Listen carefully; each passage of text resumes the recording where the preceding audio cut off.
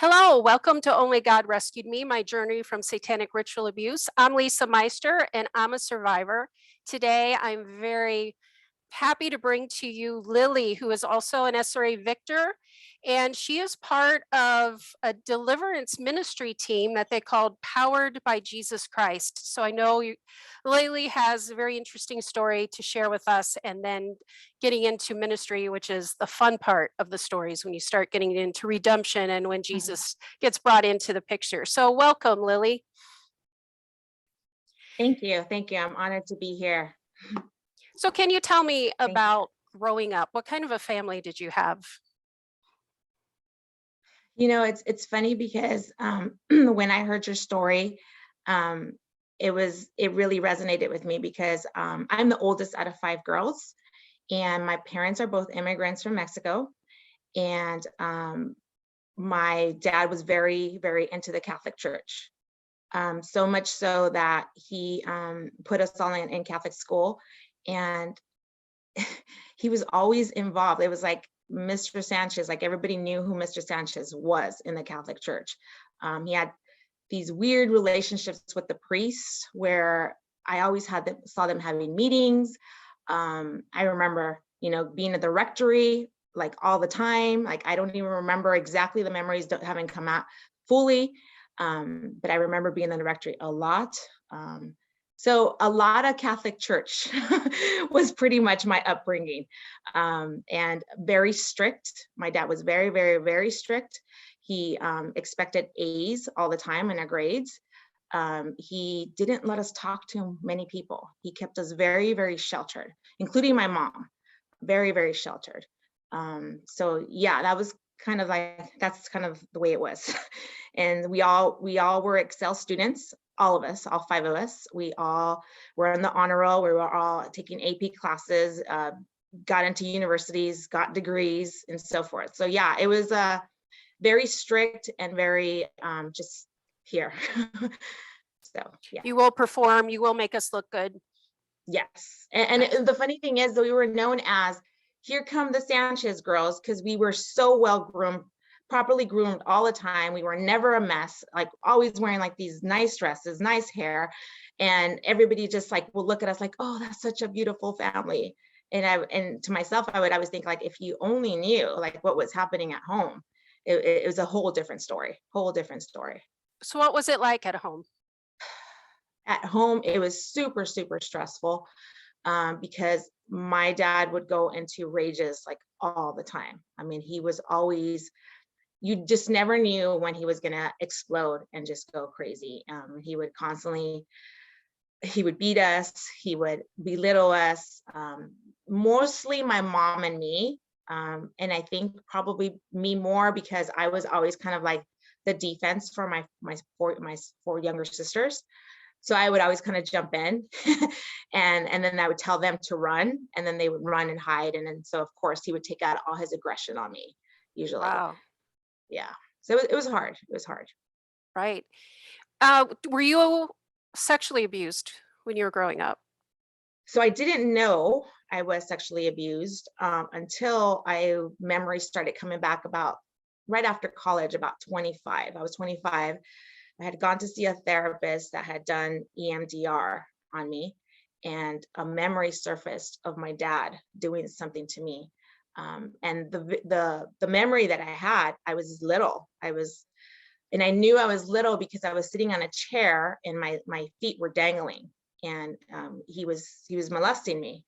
And when I had that memory, I had a panic attack in the middle of the therapy session with the therapist. And I stopped, and she had to walk me through the panic attack. And I was freaked out. I was like, okay, my dad, the thoughts were going in my head was like, my dad is mean, my dad is super strict, my dad is all these things, but there's no way in heck, there's just no way that he molested me. I'm like, there's just no way. He's too much of a Christian, a Catholic, there's just no way. And so I actually was upset with the therapist. And she tried to calm me down, and she says, no, Lily, it's okay. I think your dad molested you, and we can walk you through this. I was so upset. I walked out. I actually stormed out. I said, nope, nope, nope, no way. And so I shut that door ASAP. I shut it.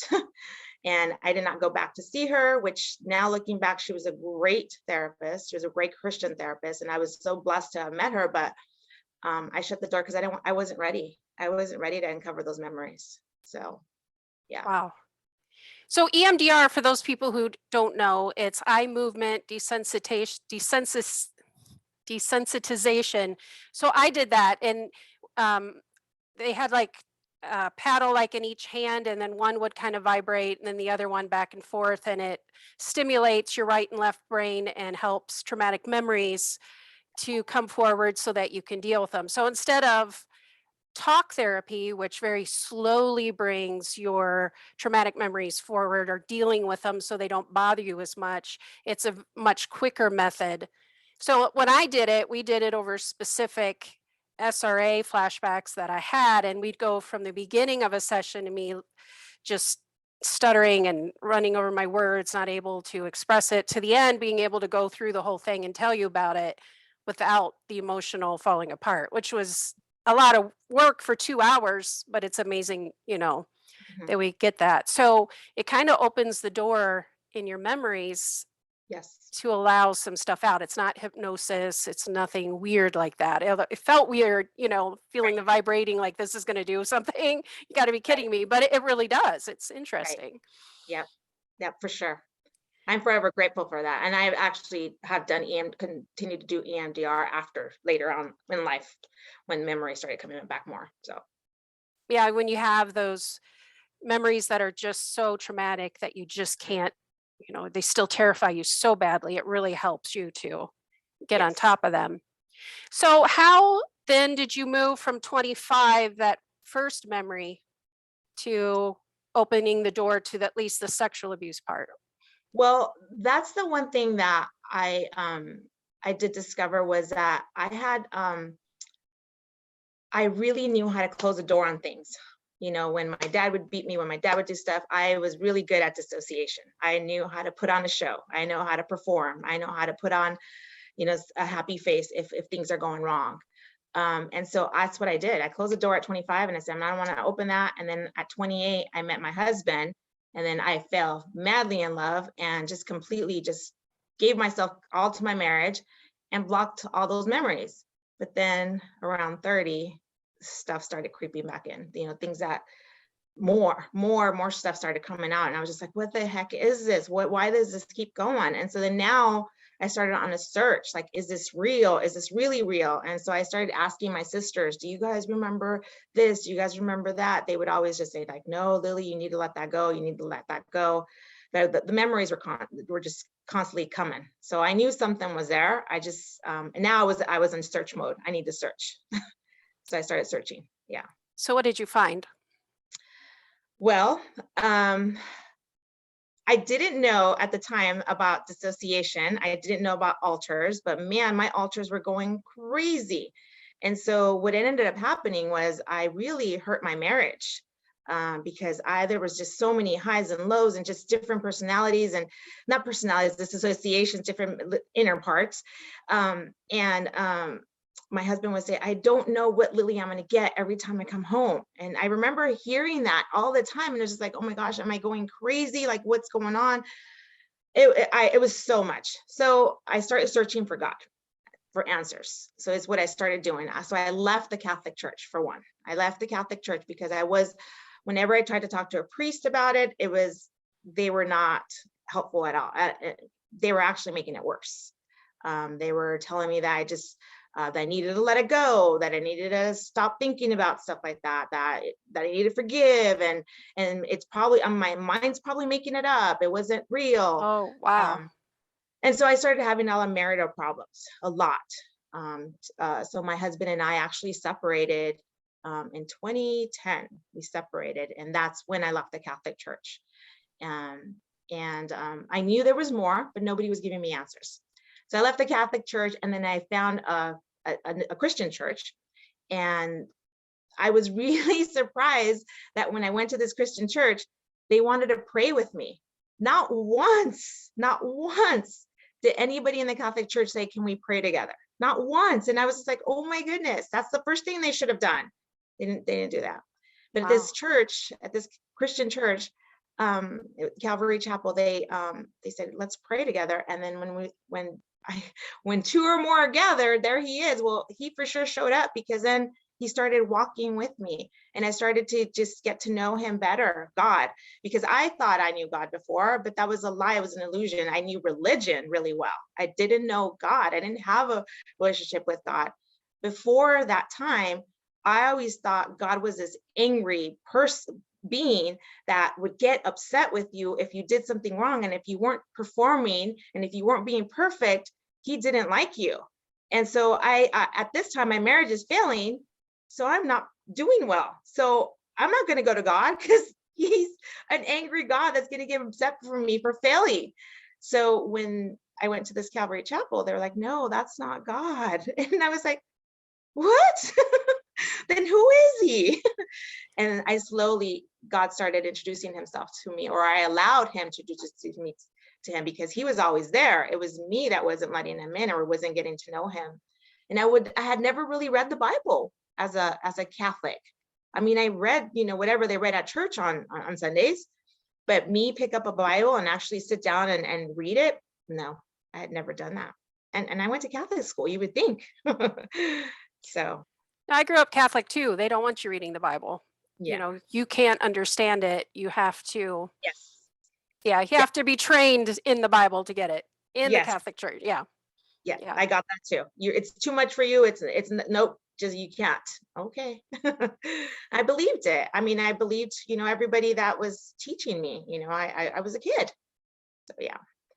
So as I started exploring who God was, I started to fall in love with him. I wanted more of him, more of him. And lo and behold, a year later of just falling in love with him, my husband came back, and we actually rejoined, and we actually had our third baby.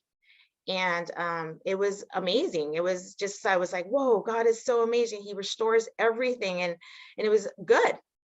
But then somewhere around, after getting back together, about 2 years after, my husband was deployed to the Navy, was deployed to Africa with the Navy. And during that time, more memories were surfacing for me. And I thought, well, he's going on deployment. And I know that I was kind of going, all over the place before, and I don't want to separate again. I don't want to go into that chaotic mode again. Now that he's being deployed, maybe this would be a good time to explore and do EMDR again. And I thought this will be a good healing time where he's away and I'm here, and I don't have to be all over the place. So I did. I found a Christian therapist who was really good, and I started the EMDR process with her, uncovering more memories, and the floodgates just opened.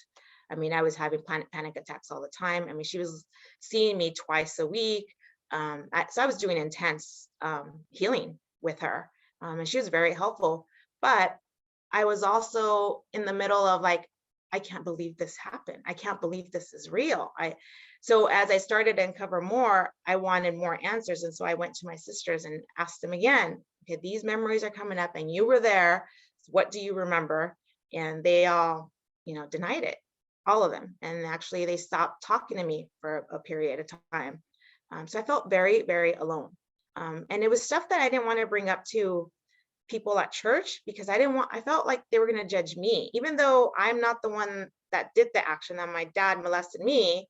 I still felt the shame and the guilt, and it was on me, and I didn't want people to know. So I didn't want to tell anybody. So I'm very, very alone, very isolated. The only person at that time I could trust was really my therapist, because everybody else was just, I felt embarrassed. So very alone. But then one day I kept praying to God, please, if this is real, please show me. One day, my sisters tend to drink a lot, and one of them was intoxicated, and she says, okay, you want me to tell you? She's like, yes, I remember Dad being on top of another sister, and I Oh, had to get, wow. and that was, for me, it was hard, but it was at the same time like, oh, it is real. He was that person.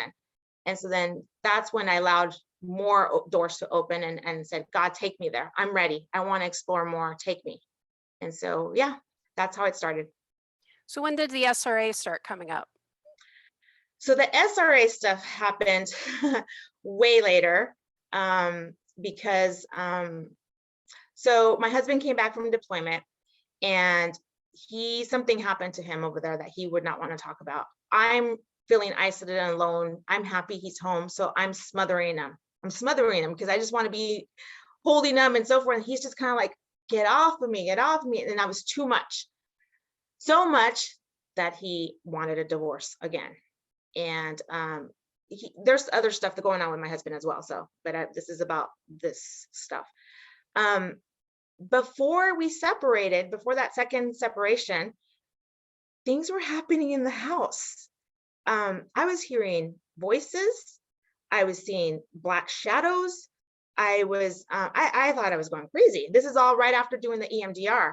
And so I was like, I would wake up my husband and say, there's something in the house. And he would say, no, there's nothing in the house. You're just imagining it. You need to go back to sleep.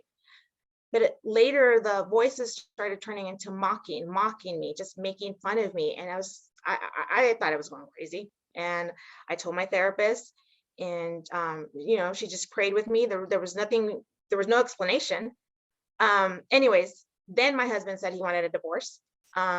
When he said he wanted a divorce, unfortunately, I tried to stop it, and those black shadows or things that I was hearing, I felt them all over my house, and I tried to commit suicide.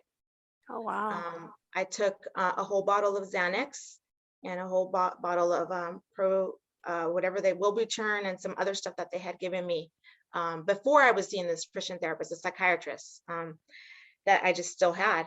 And I ended up in the hospital. And at that time, then my husband was for sure, he was actually trying to put a restraining order to take the kids away from me. He was really upset about all that. But the reason why I'm bringing that up is because this night was critical. That night I woke up, which was in a psych ward. It wasn't in a hospital. I woke up with a nightgown. I had the nightgown and so forth. And I thought I was in a hospital, but I wasn't in a hospital. They had put me in a psych ward because I had to try to take my life. And it was scary because when I got up just to walk around, I could see all the people that are in there, and they were all gone. They were, drugged up. I had not been drugged yet because I had taken so much stuff to try to take my life. They weren't going to give me anything. But I could start seeing the shadows in there. And so when I saw the shadows and all the weirdness that's in the psych ward, I got really scared. And I thought, I think I'm in hell. I think God is really mad at me now, and I'm in hell. But I was so scared. So I ran back to my room and I got down on my knees and I just started praying. And the part that was the desperation that I had, I was crying out to God, you know what happened to me, God. You know what my father did to me. Don't leave me here. Please, I'm not crazy. Please don't leave me here. And I didn't want to take these pills. And I looked up and there was a light across where the nurses were kind of observing all the patients. And in front of that light was this woman, and I had seen that woman before. And it was a woman that I had seen in my church. I didn't know her because it's a big church, but I had seen her. And I waved at her, and I waved like this, and she came over, and I said, you don't know me, but I go to the same church as you. And I was wondering if you can pray with me. I left out a very important part. I was hearing a voice as I was praying. It was saying, where two or more are gathered, there I am. That's why I called her over. And I remember that was scripture. So that's why I called her over. So she came and we prayed. And when we prayed, we stopped praying. Two doors, big doors opened. And these doors were coming. My mom, my two younger sisters that are, the next ones after me, and the head nurse. And the nurse asks me, she's like, Lily, do you know where you're at? And I said, I'm in a hospital. I don't know. Do you know what you've done? And I said, and they explain everything. They're like, your family's here to say goodbye to you. We're going to have to keep you here for 72 hours for observation. And I was like, okay. And my sister being a psychologist and my other sister being a medical director for the company. I mean, those are the two people you want on your team, a medical personnel and a psychologist, to try to get you out of a psych ward. And she says, we can't let her out for her own safety. She has to stay here so we can observe her. So I said goodbye to them. My mom was a mess. She was crying, and they left. And this nurse, this head nurse, was very, you could tell she was very rigid, very strict. And she says, before you go back to your room, she's like, I need to ask you a couple of questions. Are you okay with that? I said, yeah. She took me into a room, it seemed like a cafeteria. And as she was getting down to write down, I heard a soft voice again, where two or more are gathered, there I am. And I remembered that the last time I heard that voice and I called over that woman to pray with me, two doors open. So I thought, well, it's worth a shot. But then I looked at the nurse. I'm like, yeah, no, she's looks very rigid. There's no way. But I'm like, it's worth a shot. So I did. I asked her. I said, before we start, I go, would it be possible for us to pray? And she grabs her clipboard and slams it down. She's like, I've been doing this for 23 years. She's like, you're not going to get out. It's for your safety. You're here for a reason. We're going to take care of you. You're in good hands and so forth. And I said, I realize that. I go, I just want to pray before we start paperwork. She said, okay. So she's like, you can pray. So I prayed, and I'm sure it's a prayer of desperation. I can't remember everything. But when I was done praying, I looked up and the woman had tears in her eyes. And I was a little confused as to why is this woman who's very rigid and strict and doing her job crying? And she said, I don't know who you are. I have no idea who you are. But that man up there is telling me to let you out. And I just looked at her and I was like, what? She's like, go get your stuff. I'm calling your mom. And they called my mom, and I got let out of the psych ward, which is not supposed to happen, but it was all God. And my family was surprised. I was surprised. The nurse was surprised. Everyone was surprised, but I knew it was a God. It was God that wanted me to get out. So I knew that he had a mission for me. I just didn't know what it was. That night I had a dream, and he gave me a dream, a very powerful dream, where it was a room of people and they were all worshiping him in different postures. Some were laying on the floor, some were looking up, some were, singing. It was just, everybody was praising God. And so when I looked at that, I had never seen something like that. So it was beautiful. But the minute I walked in, this gold mist just fell on me. And when that gold mist fell on me, I felt so much peace and joy and love and comfort that I just felt like, oh, somebody's grabbing me. Like, I almost want to say like a mother grabbing holding a baby when she's about to feed him. And I woke up and I just thought, oh my gosh, that is the best experience I have ever had in my life. And so from that day forward, and that was May 21st, 2018, I vowed that I would do whatever he wanted me to do. And that's what I've been doing. And I've just been following his path. So he took me to a church that practices deliverance. Now, being a Catholic, they never talked about demons. They never talked about all that stuff. There's, the only thing I knew about that was exorcisms with the movies, right? Not at the church. But that's what this church was doing. They were doing deliverance. And when I went up to receive prayer, they knew that something was up with me. And so they said I needed to have a private consultation. And I thought, what is it? When I had that private consultation, the pastor, or he was assistant pastor, was very loving.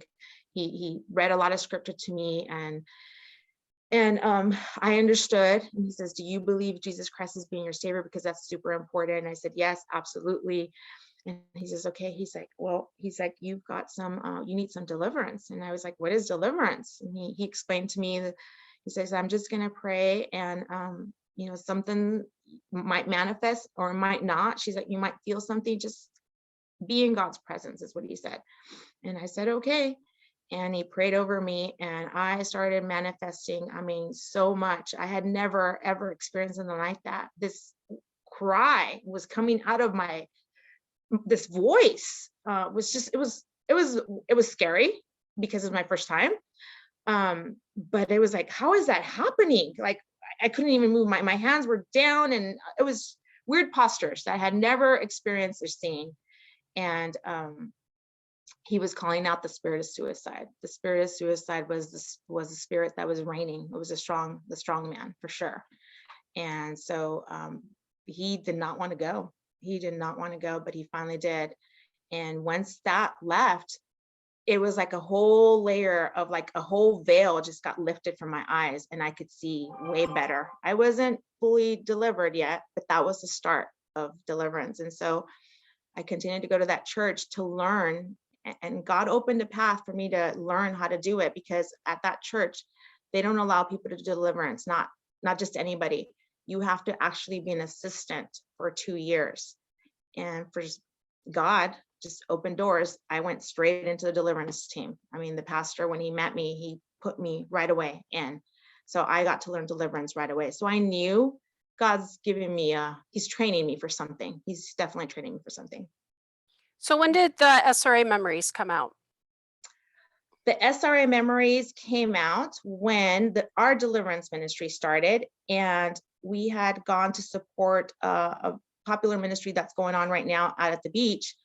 And we met this woman who's been on your podcast, Chantel, and she was manifesting, and they were trying to deliver her. And to me, it was looking like they were almost beating her, because they were just yelling at her and yelling at her. And I was like, oh my gosh, like, somebody stop this. This is not okay. And so me and my friends, we stopped it, because it was scary to watch, like, oh my gosh, she's no, no. So anyways, we connected with her, or she actually, I gave her my number. The guys gave her my number, and she called me, and we ended up talking, and her story was just amazing, that we ended up having a testimony night. And so the night we asked her to give her testimony, and you've met Chantel, she's very educated, she's an amazing woman. So she gave her testimony, and in the middle of her testimony, boom, I just started, like, something started happening with me, and I'm like, and it took my breath away, and I had to walk out. And one of my brothers actually followed me out and started praying over me. And that night was probably the worst night for me, because the memories, I saw rituals that were being done. I saw that my father used to have men come to the house.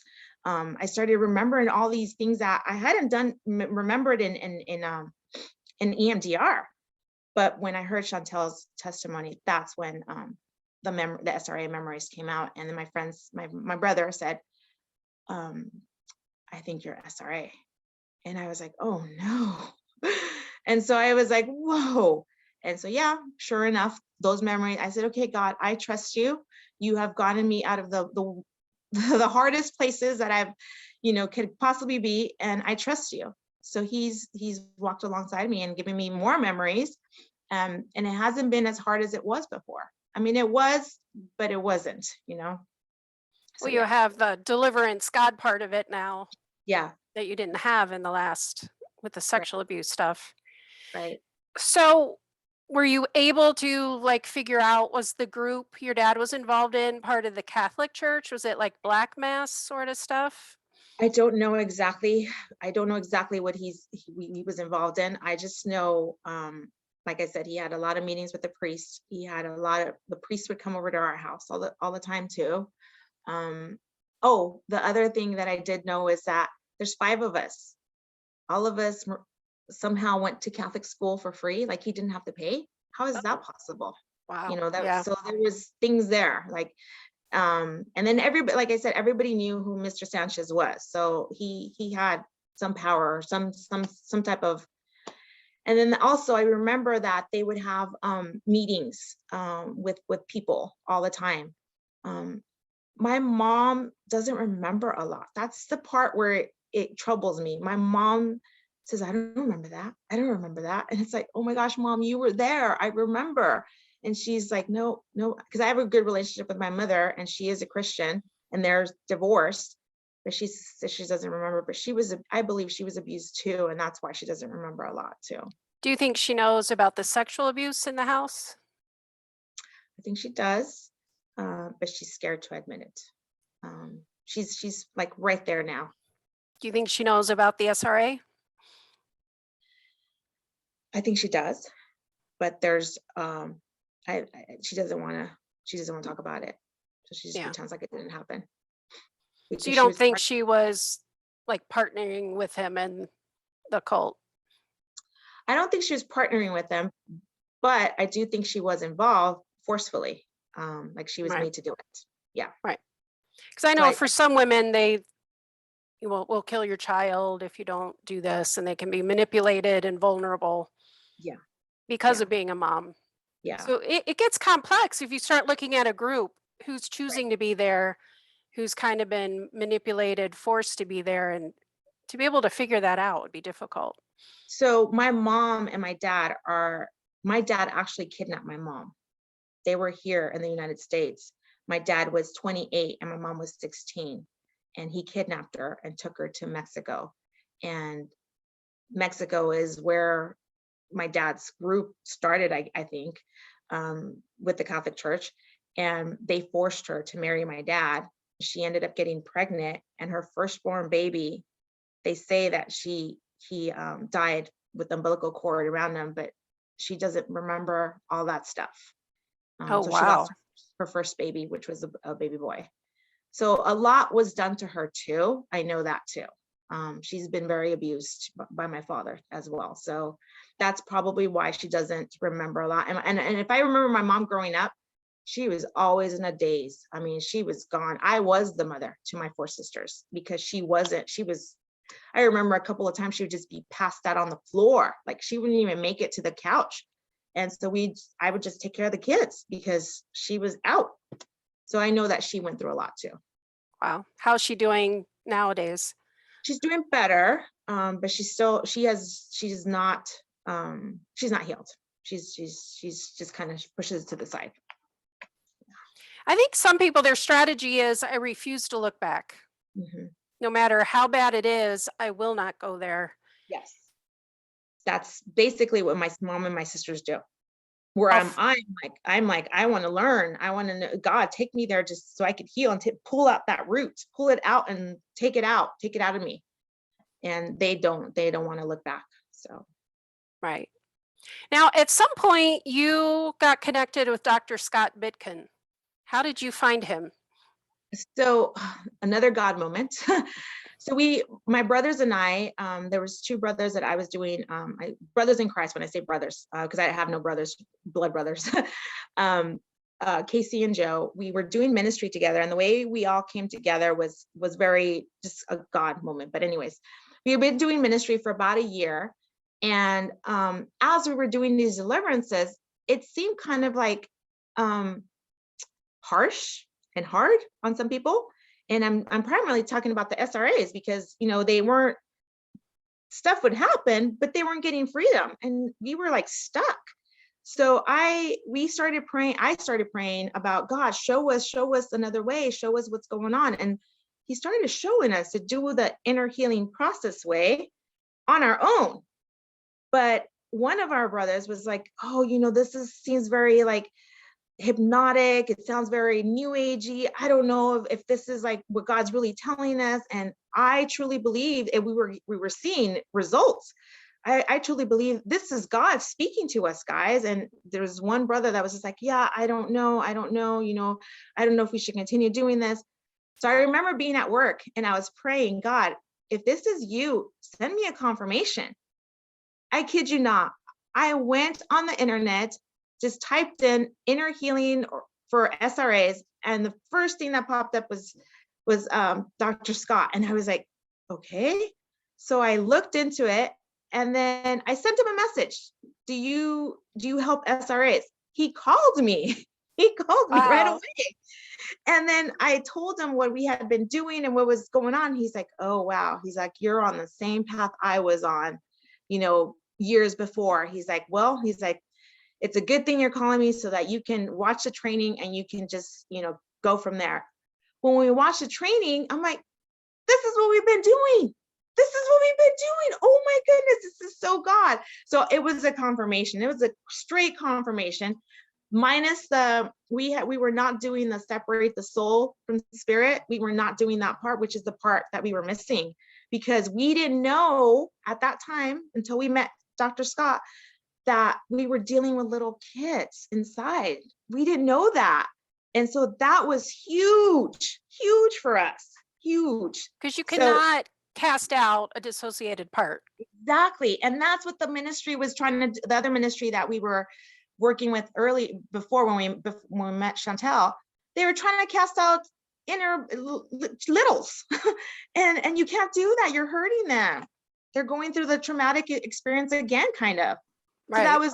it was a breakthrough for us. So we all three of us, we watched all the videos, we called Dr. Scott, we'd ask questions, we watch again, then we call him, then we look at scripture. We were just like, just eating all of them. We knew it was God. So once we did that, God started sending us more SRAs. And like I said, we weren't advertising. We weren't telling people, hey, if you're an SRA, we can help. Nope. We were kind of just here, and God was sending them SRAs. And when we were helping them, or God was helping them, it was never us. As God was leading us, it was just amazing to witness. And then we started doing the inner healings on me. My two brothers were able to do inner healings on me, and I was able to learn a lot on how to help other people, which has been the best part, because I'm getting my healing, but then I can offer that healing to others and understand where they're stuck. And it's just been life-changing. It's been amazing. It's been so amazing. It really helps in deliverance when you know where the person is. Mm-hmm. Mm-hmm. And that is one of the things that God has given me that has really developed is discernment. And when my brothers are doing the inner healings, I'm usually the interceder. I'm in the background if I need to talk to the littles, because they don't like to talk to men. Usually it's me. Like, for example, it's mostly women that we've helped. I usually talk to the littles, and they feel very comfortable with me. They always come to me, and they always kind of see me as a mother figure, I guess. It's very I lost what I was going to say. It's just amazing to see that you're talking to little kids, and because I have 3 children of my own, I know how to do that. So it's amazing. It's amazing. So, what is the name of your ministry? So we don't have an official name, but we picked something because we thought somebody needs to, if they need help, we need to have at least an email. So Powered by Jesus Christ, 333. The 333 we added because when this whole journey started for me, I kept on seeing the number 333 everywhere. And I was asking God, what does the 333 mean, God? He finally gave me Jeremiah 33:3. And so I was like, wow, that's exactly what I've been doing, searching for answers, and he will show me, call on to me and I will show you unsearchable things. And I was like, wow, that's exactly what my journey has been with him. And so that's why the 333. So Wow. And what is the email if somebody wants to contact you in this ministry? it's a pbjc333@gmail.com. So, Powered by Jesus Christ is the PBJC, just Yep. Yep. to Yeah. differentiate for those that are listening. And so, if somebody is interested in deliverance, they can reach out to you Yes. who are Most listening today. And you do deliverance not just for SRA, correct? You do. Yeah, we do deliverance for everybody, for anybody that needs deliverance. Our thing is that a lot of people have been stuck in the church, just being stuck, and they don't even know why. And as I shared in my story, once you remove those demons that have been in there for, however they got there, through curses, through rituals, however they got there, through open doors, you can cast those things out, and you see in a different light, and you won't feel stuck anymore, because that's what happens to a lot of Christians. They're just stuck. So, do you Um, hear voices anymore? Do you see black shadows or? no black shadows, no voices, no more. I do hear, once in a while, God, I don't even know if it's not even audible, just, an impression, a vision or something. It's all God. And yeah. The one thing I did want to say though, that there are some deliverance ministries out there that I feel are just hurting so many SRAs because they're getting the demons confused with the littles. And to me, that's so painful to watch, because they're actually little kids that are just stuck. And that's why I wanted to do this too, because there's a big deliverance ministry that's going out around the entire world that is hurting these SRAs. And luckily God is sending them to the right places, but some of them never, they think they're doing something wrong, that they don't have enough faith, or they haven't forgiven, or they haven't done this or that because they haven't done enough works. That's why God isn't helping them. And it's like, no, no, no, no. The one thing I want to tell SRAs is educate yourself with the Bible, read the Bible, because that's your wisdom. I used to always hear a voice say, my people suffer for lack of knowledge. And so we need to fill ourselves up with knowledge of God, the truth. Fill yourself up with truth. And the more you fill up yourself with truth, then your job as an SRA survivor is to minister to those kids inside. What I do is I still have a lot of littles that are not, still not healed and not all there, or integrated. I do Sunday school with them. And I say Sunday school, but I do it every day, actually. I'll sit down and read the Bible as I'm reading to my 7-year-olds, or and I just have Sunday school with them, because they don't know Jesus. They don't trust anybody. And so our job as the survivor is to minister to them. So we have children inside that we need to minister to. And a lot of SRAs don't know that. Some SRAs just think they're not doing enough. I have this curse, I have that curse, and they did this and that. Yeah. And I have this demon and I have that. That might all be true. Yes. But if we try to take the focus off of that and instead focus on God's truth, on ministering to those littles, it'll be a lot easier process. And I that's thought- what's worked for me. And two, as you move closer to God in intimacy, Yes. that the littles will be more trustful and Mhm. they will be calmer. And then when you bring God to them, they're like, oh, Lily knows about God. Lily's okay with him. Right. We're okay too, Right. which is really important in our healing process. Right. Yeah, because that's the big trust thing for us, right? I mean, most SRAs, our parents are the ones that did the rituals on us, somebody we trust. And so our trust is, we don't trust many people, and we don't trust. And so it takes us a while. Or if rituals were done in the churches, or people were dressed up as Jesus during the rituals. I mean, there's just using the Bible, using the crosses. There's so many ways that really put these walls between us and God that need to be removed. Yeah. And that's the sad part, that they use a church as, or Jesus as, all that, because my sisters, actually, none of them believe. None of them. Mm, wow.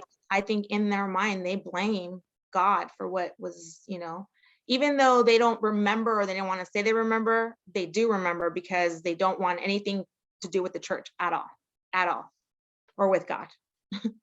Which makes you wonder why, Yeah, well, you exactly. know why, but it's like, Yeah, to your sisters, don't you wonder why? Why is the right, church so bad for you? right. Exactly.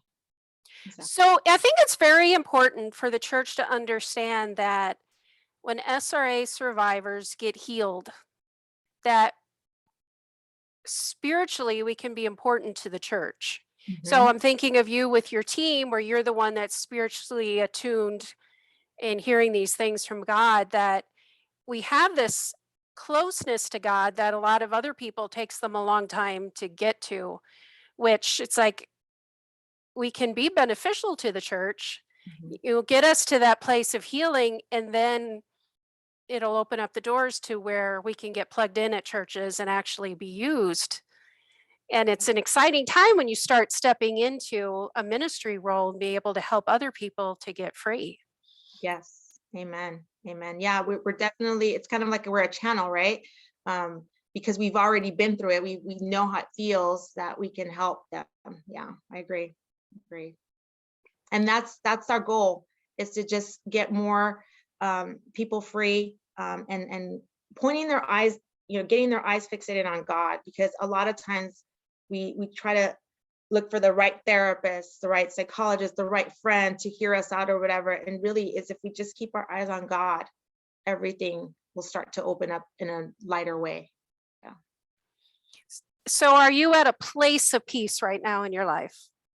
I am. I am, because I'm separated from my husband. We've been separated for 4 years. I have my 3 kids with me, and I'm no longer an engineer, because I was an engineer for many years, mechanical engineer, and I left that job to now be a tech teacher at the elementary school, which doesn't pay what a mechanical engineer would used to pay, because I paid pretty bit well because I worked for NASA for a few years. Um, and people on the outside would say, well, you don't have your husband, you don't have your high paying job, and you don't really talk to your family. Are you really happy? I'm the happiest I've ever been. I feel such a joy inside that I just want to radiate it out. And that saying, I want to jump on the rooftop and just say, he's real. He really is real. That's how I am. And my personality's finally come out. I'm so much more bubbly. I go up to people and talk to them. Where growing up, I was known as being the shy one, didn't talk to anybody. They thought I was an introvert. I'm not an introvert. I'm an extrovert. But I believe they made me to be an introvert because I have so much shame and guilt about what had happened to me as a child. So I am free. I'm so happy. It's such a good place. Yes, for sure. That's a scary part of healing for us, because all abuse takes away who you are. It Mhm, breaks you down into these little pieces, especially SRA. mhm. So this healing process is kind of scary for some survivors because they don't know who they are. I don't have Right. any idea who I am. It's like I used to take up the pieces as I was trying to heal. Is this who I am, or was this put on as a reaction to the abuse? And Right. trying to figure that out can be really scary. So what would you like to say to people that are in that part of their healing where they're still a little afraid of who they are? I'd say that God is gentle. He is such a gentleman. And I feel like he just will grab your hand and just walk you through it. And he will put things in front of you that are meant to be who you're supposed to be. And you don't even have to go searching for it. Just grab onto his hand and just say, God, show me where I'm supposed to be. And he will. Like this tech job, I would never think that I would be teaching tech classes to elementary school kids. Never, ever imagine that. It is a dream come true for me. I have all these little kids that I get to teach all my engineering skills to. And I would have never thought of going there if it wasn't for me saying, okay, God, lead me, take me where you want to take me. And he landed me there. And it's the best job ever because I get to deal with children versus men engineers. A lot different. So much difference. Feel so much more love with the kids than the male engineers that think you're not supposed to be there. and I have a chance to bring some encouragement to these little kids that some of them are having some really bad situations at home. Obviously, I'm in a public school. I can't really talk about God and so forth, but I try to, as best I can, to bring that encouragement, to be a light in the darkness. And I'm like, only God would have done this. So just grab onto his hand, pray, seek him at all times, seek him. People think, well, I don't hear his voice. He's everywhere. He will talk to you in the Bible. He will talk to you just by a person saying something to you. He is everywhere, but just you have to ask. He's a gentleman. He's not going to force his way in. He's not going to push his way in. You've got to meet me. You have to seek him. So What would you like to say to society as a whole? the society as a whole is that we are broken.